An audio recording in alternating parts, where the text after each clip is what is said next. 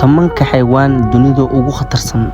Dunida waxaa ku nool xayawaano badan oo qurux badan, laakiin qaar ka mid ah waa kuwa ugu khatarta badan. Maanta waxaa idin soo bandhigi doonaa tobanka xayawaan ee dunida ugu khatarsan. Lambarka koowaad, mosquito ama kaneeco. Kaneecada waa xayawaanka ugu dilka badan dunida. Waxay gudbisaa cudurro sida malaria. Sanadkii waxay sababtaa malaayiin dhimasho ah.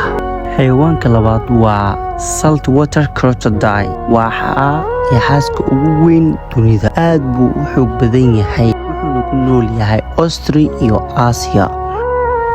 Xayawaanka saddexaad waa box jellyfish. Waa xayawaan ku nool badda.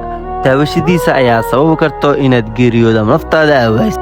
Lambarka afraad ama xayawaanka afraad, great white shark. Waa yaxaaska dunida ugu cabsida badan. Waxaa lagu yaqaanaa ilko fara badan oo waaweyn iyo xoog badnaan ah. Xayawaanka shanaad, African elephant. Inkastoo uu muuqdo degnaan, hadduu xanaaqo wuxuu sababi karaa khatar zaa'id ah. Waa maroodi. Xayawaanka lixaad, hippopotamus.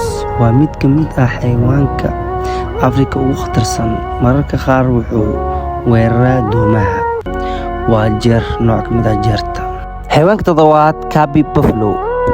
Waxaa loo yaqaanaa black death ama dhimashada madow sababtoo ah waa mid ka mid ah kuwa ugu dagaalka badan. Xayawaanka sideedaad, king cobra. Waa maska ugu sunta badan dunida. Sunteeda waxay sababi kartaa inuu qofka daqiiqada gudihiisa uu naftiisa ku waayo. Xayawaanka sagaalaad, magaciisa waa lion ama libaax. Waxaa loo yaqaanaa boqorka Kent. Waa ugaarsadaha ugu xooga badan. Xayawaanka tobanaad, parrot.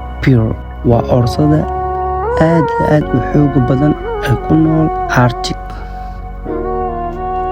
Kuwani waxay ahaayeen tobanka xayawaan ee dunida ugu khatarsan. Midkee adiga kula yaabka badnaa? Commentiga ku qor hana ilaawin inaad like saartid ama subscribe aad saartid videoga.